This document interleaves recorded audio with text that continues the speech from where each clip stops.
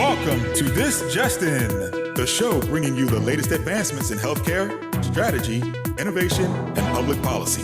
And now, for the fastest voice in healthcare, here's your host, Justin Barnes. Thank you for tuning in. Welcome to This Just In. I'm your host, Justin Barnes. In these segments, I'll bring the latest advancements in healthcare, policy, strategy, and innovation. As always, we're broadcasting from the This Just In studios on the Business Radio X network, as well as the Healthcare Now radio network. For this episode, my 303rd episode, we have a great show with well-known healthcare blogger and entrepreneur, as well as co-founder of Swaay Health, John Lynn, joining us. Welcome back to the show, my friend. How are you? I'm doing great. Thanks for having me. Excited for the discussion. We go way, way back a lot of years. So we've been through a lot since we first met, huh? We absolutely do. And I was actually kind of looking back through some of my old shows. It was 8 years ago, a little over 8 years ago that you were here. So I think that's kind of interesting in itself. So you're actually on air, 8 years ago with me. Yeah, I mean, I in some ways, I guess it's just saying that we're getting old, but the fact that we're still doing this today, for me, it's 18 years later since we first started, since that very first blog post 18 years ago.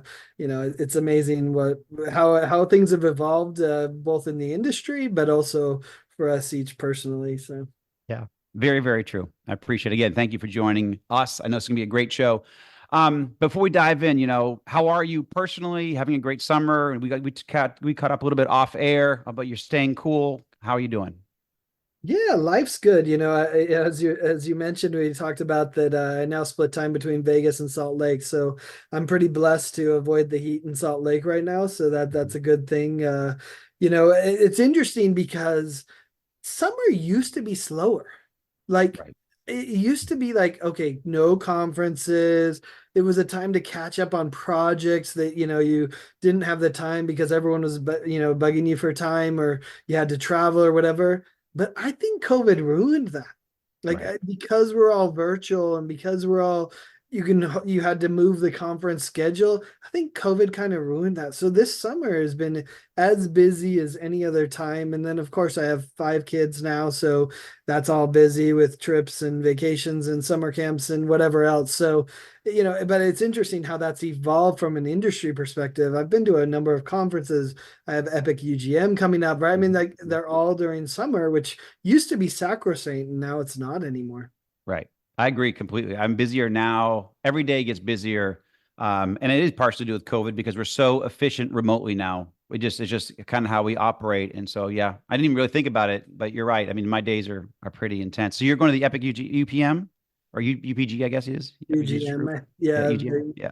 I don't know even what is UGM, but anyway, a lot of them you do it. Next Gens is UGM as well. Right. It's interesting. That's been part of the evolution of healthcare IT today for us. And we've always loved the user conferences. We've had people invite us to come keynote their user conference because we're so into everything that's happening in the industry, which you understand from your Greenway days. But so many of the EHR vendors, they're having success with their user conferences. And I think, again, this was another COVID thing where, okay, I can't go to any conference, but the one conference I am going to go to is the thing that I use 80% of the day, which is the EHR. And so the user conferences during COVID did amazingly well when many of the other kind of multi-purpose conferences, if you will, didn't do as well. Anyway, so we've seen that evolution with healthcare IT today, and we love hearing firsthand user experiences with the technology, first of all. And then second of all, we've gone all in on video and being able to do video interviews. And so many of these user conferences are hiring us to come and interview their users, their customers, to be able to share those stories. So yeah, I'm going to Epic UGM, Oracle, ECW. We did Greenway before, that was calling, and Next Gen's on the list. Great. Full list. Even Charm Health is on the list. We're going to do Direct Trust. So yeah, let's just say fall is going to be even busier than summer. Good. Love it. And ironic, the Green family is actually here. I'm in Sarasota right now, and the Green family came in yesterday. We all had dinner. They're spending a couple of days down here. The chairman, Tommy Green, the former chairman, and Drew Green, and T, the president, was going to make it, but his children, moving his 2 twins into Auburn right now. So Ironic that you bring up Greenway because they happen to be in town for next couple of days to visit. So it's really Yeah. cool. Oh yeah, Exciting. Meditech's on my list too, so I can hit the big three, on the acute care side. Yeah, But it's no, I mean perfect. it's amazing though, like how that's all evolved, right? And Mhm. what's it really is anything going to disrupt the HR? Many people come and ask me that question. VCs come and say, "Hey, who should I invest in that could disrupt Epic?" Right. And I look at it and I'm like, I'm not sure anyone can, especially as a system of record. Right. Ambient Right. clinical voice, which we may get into later, like that could disrupt it in some really interesting ways. But guess who's going to still be the system of record that's going to charge and get the payments? It's still going to be the HR. So I actually don't see disruption coming anytime for those areas. I completely agree with you. So before we dive in too deep, where are you calling in from today? Yeah, so I'm in Utah now. I'm in I guess my Utah office at home Yep. because 15 years ago I quit the day job and Yep. I was early in that trend of work from home. I remember the first day when I started working from home. I was it was 10 minutes after 5 o'clock and my wife said, "Hey, where are you?" And I said, "Oh, sorry, there was some traffic on the steps, too many toys laid out." But no, it's a nice thing. I can work from wherever. But yeah, I'm in Utah now, enjoying the slightly cooler air, Right. although everyone here in Utah still says it's hot, and I'm like, you don't know what hot is. Right. I thought you were going to be dialing in from Henderson, and that's been kind of record breaking, if I'm not mistaken, right? It's been pretty hot there. Yeah, and I'll be there on Tuesday. So, I think I have 34 flights between now and the end of the year going back and forth from Henderson to Utah. Welcome to child custody challenges. But yeah, no, it's been 120 down there. The AC can't even keep up. You're like, hey, am I using up all the gas because my AC is just killing it? But anyway, Yeah. it's been crazy. But global warming's not real, right? So Yeah. That's a whole nother conversation. How it did is. you, we've known each other, yeah, almost, I guess, probably 20 years almost at this point. But what 18, yeah, 20 years, but how did you first find your way into healthcare? I was working at in Hawaii at BYU Hawaii doing IT support, all their servers except for the financial ones. And I wanted to get back to the mainland because I was having a bit of rock fever, I'd say. Hmm. Hawaii's great, but it has a lot of downsides as well.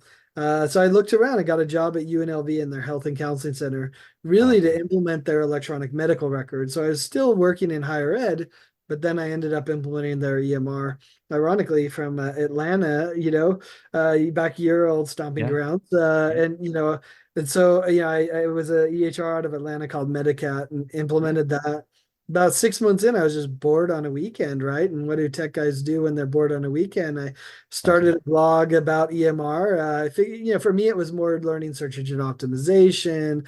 I was trying to share my expertise because EMR stuff at that time was so new. I was like, Yeah. let me share what I learned with other people. And I worked really hard, got to 1,000 page views a day within 6 months, made it to the first page of Google for EMR, in that 6 months. And so that was awesome. But I was making, essentially what I call date money. Well, Yep. fast forward 5 years and the stimulus package of $36 billion. Well, it worked for me. Yep. So, blew up the site and that Yeah. allowed me to quit the day job and be able to do full-time. Yep. No, I'd say, media company, right? We've published 17,000 articles over the 18 years, which is just Yeah. incredible. Like, I don't even know how Awesome. to process that, Right. honestly. Yeah. Like, my body probably fills every one of those posts. But, now we're up to like 700 podcasts with video and audio as well. So, that evolution, Yeah.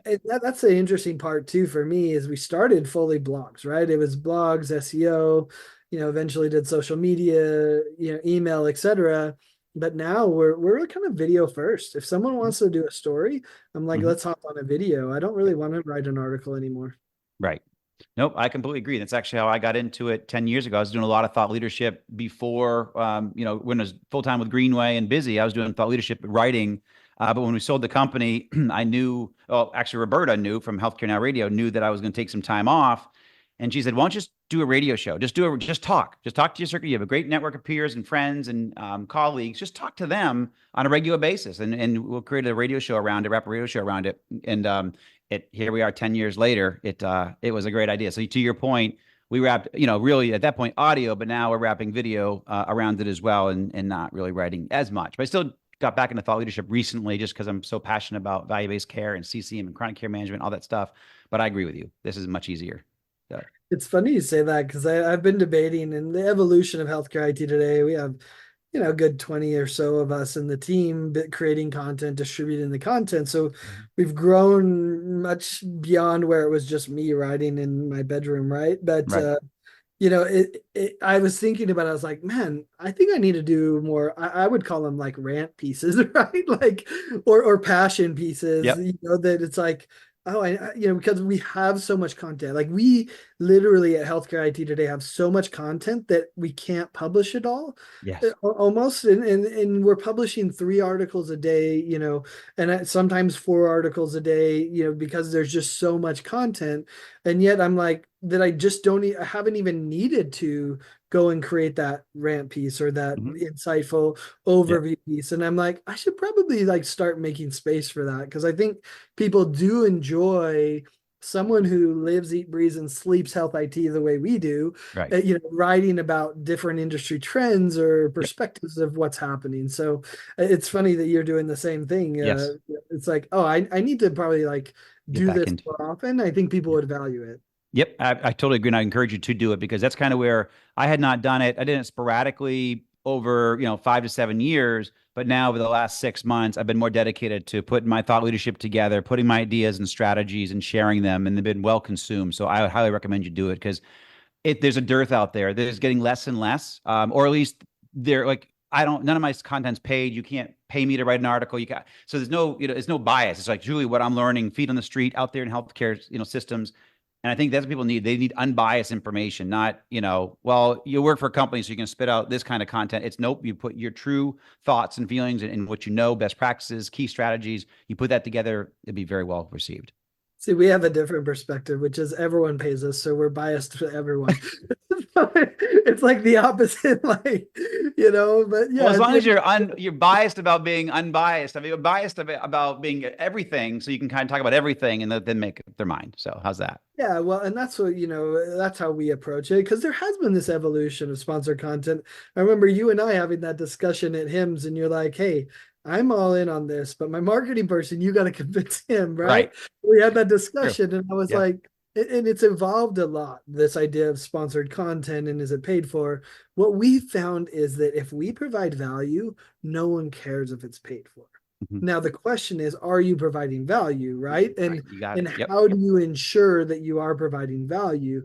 But, our readers they'll know, right? They can read through the tea leaves, right? And if you put out crap that's just trying to sell someone, it doesn't work for the vendor. It doesn't work for us. So luckily, we have a good community of people who understand it's all about value and providing value, not selling their product. If they provide value, they'll sell product on the back end. Right. No, it's good perspective. So in that direction, give a couple, a minute, 30-second overview of Swaay Health and some of the worlds that you're tackling now, perspectives.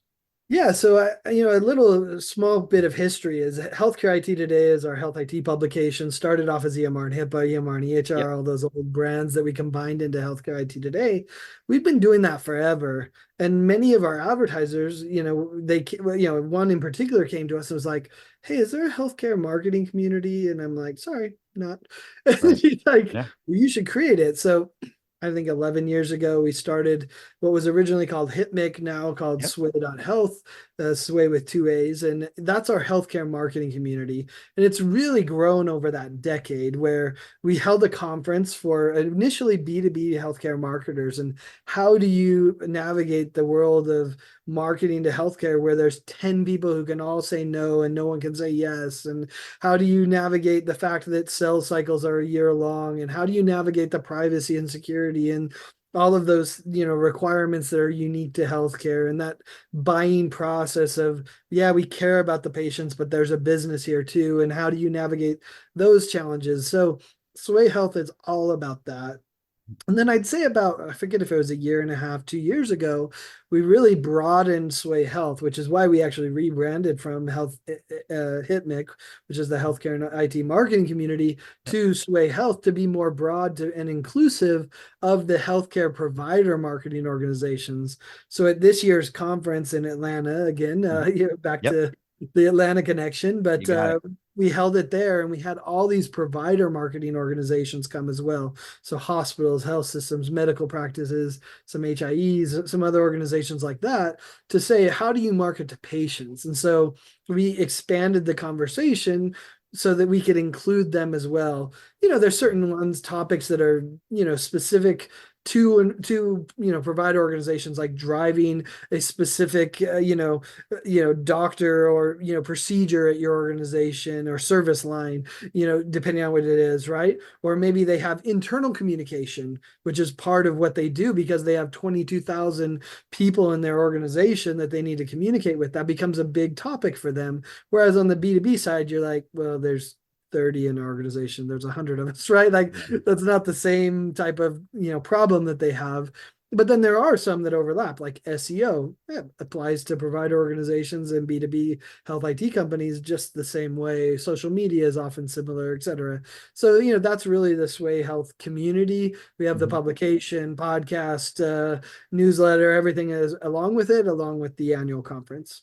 Yep, I love it. I want to participate next year for sure. So running down the track of thought leadership is what I love to focus on. I know you do as well. So, the majority of my listeners are C-suite executives, mostly in healthcare, but what a few trends that you've seen out there that you'd like to share with them from a thought leadership and from a trend perspective?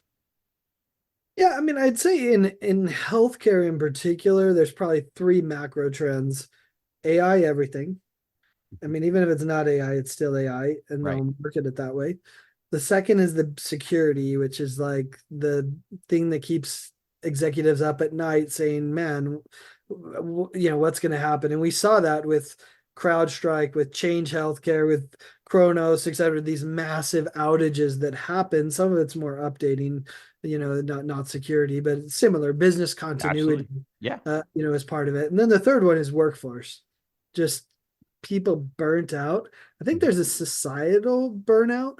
But within healthcare, there's even more burnout because there's this conflict of mission versus like business, right? And so I think that a lot of people in healthcare are suffering from that burnout. And how do you reconcile those two sides of things? So I'd say those are kind of the three macro trends. And then within that, I think that it's really interesting because the AI everything actually can apply to all three and kind of impact all three. And so the challenge that I think we see now is, how does a leader know what's real and what's not? And I think that's the question everyone's asking themselves, is like, hey, this AI stuff looks cool, but how do I really use it? How do I put that into practice? Does it actually solve burnout, or is it going to cause more burnout for my organization? Right. Like, these are real questions that they're having. Yep. Nope. Excellent. And for those that may have joined us a little late, my special guest today is well-known healthcare blogger and entrepreneur, as well as co-founder of Swaay Health, John Lynn. So, and I completely agree with you on your macro trends. So what are a couple of best practices that you would offer to navigate those successfully? Or where do people look? How do they, begin to navigate them, or, study more, learn? Yeah, I have two ideas on that. The first is, look at the confluence of multiple trends. So the most exciting things that are happening are not AI. It's not communication. It's not, like all this data and cloud computing. It's the confluence of all those things, where you take all of this data that we have in healthcare, and then we use AI to make that data useful. And then we use all the communication channels of smartphones and always on connectivity and text messaging and everything that's available there. And you package it in a way that you can actually make an impact. And so I think that's where healthcare has probably fallen short more than any other, place, is how do we package all these technologies and all of these opportunities to make a difference for the patient, or to make a difference for the provider, or, whatever it might be. A great example of that is ambient clinical voice, or AI medical scribe, or however you want to call it. That is finally packaging a wide variety of technologies, from natural language processing to AI, Gen AI, generative AI, to be able to create the note, to list, the connectivity that we all have a device that has an amazing microphone that can listen to anything, right? And be able to do it. And it's packaged in a way but saying, I'm going to make this useful for the doctor. You know, that is a amazing thing. And we need more of that in healthcare. You know, the second one I would say for leaders is dip your toe in the water. Like if Right. you're watching from the sideline, you're Great not advice. learning what you need to learn. If you don't dip your toe in the water, if you don't try some stuff and fail, then you're going to miss out on the learnings that you need to. You can learn a lot from reading our sites, listening to our Yep. podcasts, right? Yep. Talking with peers. But the only way for you to really Yep. understand the macro trends is to dive in and experiment.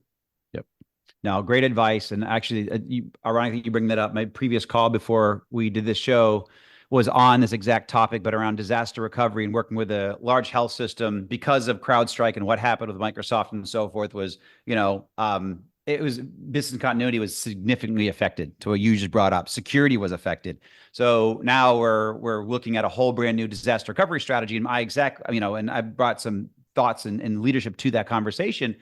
And it was I gave them the exact advice. We've got to act though. You've got to now really, truly take this more seriously and really move in this direction because it can happen anywhere, but it's time to act. It's time to get your hands into this pot. And also we're AI. I mean, I brought in the whole generative AI and AI in this conversation because AI can actually pick up a lot of the workloads that you were relying on employees to do, and also some of the breakdowns in that process.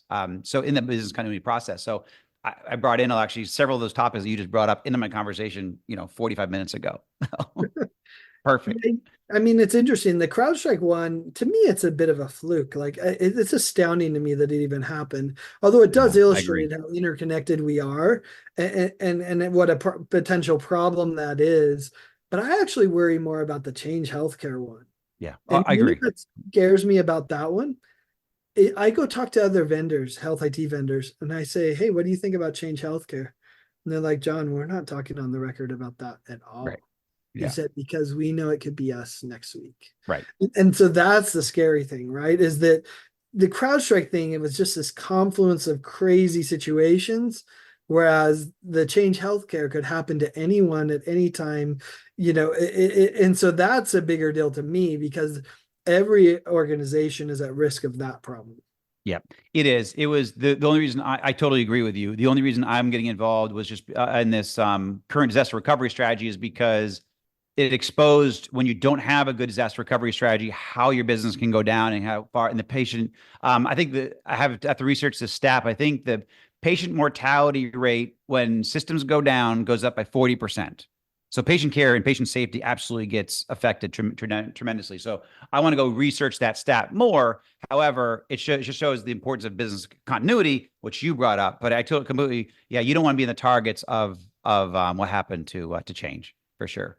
Yeah, well, and they need that business continuity in either situation. So part of that is, what am I going to do if and when something happens? Absolutely. So in this direction, what progress are you most excited to see occurring in the market today, in the industry today? I would say there's an overarching theme, and this pisses some people off, but like, it's okay. I'm fine with that. Like, we're good. Healthcare for a lot of years didn't care.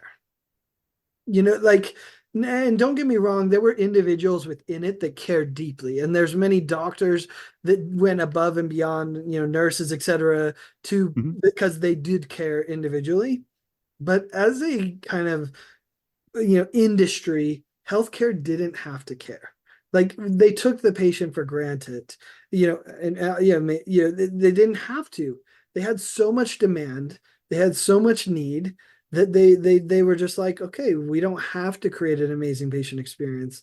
If it's, that alarm's going off in the bed, in the exam room, in the room, like, we don't care, deal with it, right? Where are you going to go?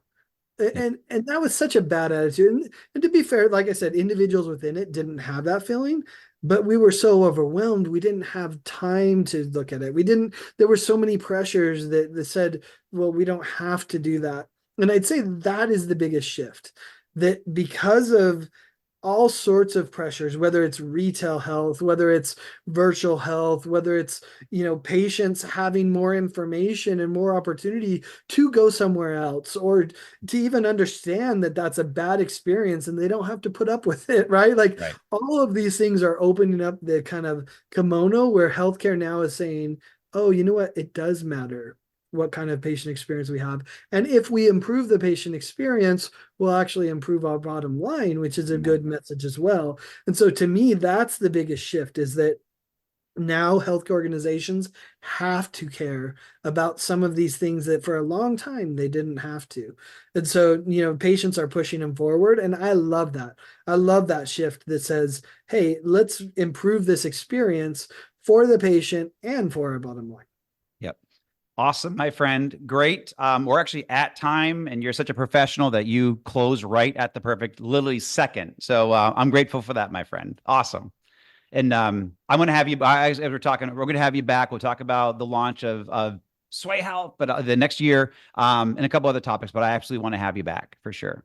So Awesome. Well, I'm always happy to be here. Thanks for having me, Justin. thank you, my friend. And, again, thanks, John, for joining us today. And I truly appreciate you taking all the time out of your schedule to join us. And thank you to all my listeners who supported and voted us the 2024 Podcast of the Year from Swaay Health. So again, thanks to John and his whole team for that. Please tune in weekdays at 2:30 p.m. Eastern, 11:30 a.m. Pacific. As always, you can track me on Twitter at HAT Advisor and use the hashtag ThisJustinRadio so we can respond to your comments from this show. If you miss any of this episode or want to hear more, you can see all my shows posted at Apple iTunes, SoundCloud, Spotify, Spreaker, iHeartRadio, and tune in. And also some of the new content we published on justinbarnes.com, certainly on the Thought Leadership page. But again, great to have John Lynn on air today, and we'll have him back. Thanks, everyone. Have a great rest of your day.